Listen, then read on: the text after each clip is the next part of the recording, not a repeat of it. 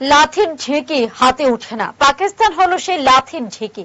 রবিবার এক আলোচনা সভায় শান্তির দূত হয়ে ওঠা পাশ্চাত্যের দেশগুলিকে কার্যত সেটাই বুঝিয়ে দিলেন বিদেশ মন্ত্রী এস জয়শঙ্কর। স্পষ্ট ভাষায় বিশ্বকে বার্তা দিলেন, কোনো উপদেশদাতা চাই না, সঙ্গী চাই। পহেলগাঁও সন্ত্রাসবাদী হামলায় ২৬ পর্যটকের মৃত্যুতে ফুঁসছে গোটা দেশ।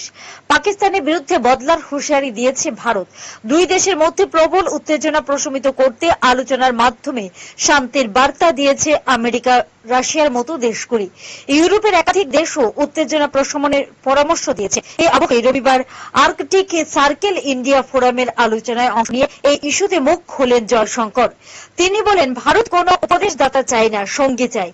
বিশেষ করে সেই উপদেশদাতাকে একেবারেই চায় না যারা ঘরে একরকম ও বাইরে আরেক রকম। জয়শঙ্কর বলেন, ভারত এমন দেশগুলির সঙ্গে কাজ করতে চায় যারা পারস্পরিক শ্রদ্ধা ও বোঝাপড়া বিশ্বাস করে। একই সঙ্গে ইউরোপকে কটাক্ষ করে বলেন, কিছু ইউরোপীয় দেশগুলি এখনো তাদের মূল্যবোধ ও কাজের ধরন নিয়ে লড়াই করছে।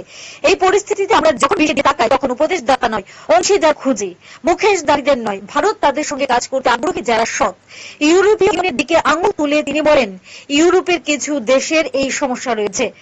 সফল অংশীদারিত্বের জন্য একে অপরের চাহিদা ও আগ্রহকে বুঝতে হবে, সমস্যায় পাশে দাঁড়াতে হবে। বিদেশ মন্ত্রী সামগ্রিক কূটনৈতিক আঙ্গিক থেকে এই বার্তা দিলেও সাম্প্রতিক পহেলগাঁও সন্ত্রাসবাদী হামলার প্রেক্ষিতে তার এই বার্তা যথেষ্ট তাৎপর্যপূর্ণ। ভারত পাক দুই দেশের মধ্যে চরম উত্তেজনার মাঝে দুই দেশকে সংযত হওয়ার বার্তা দিয়েছে আমেরিকা ও ইউরোপীয় ইউনিয়ন।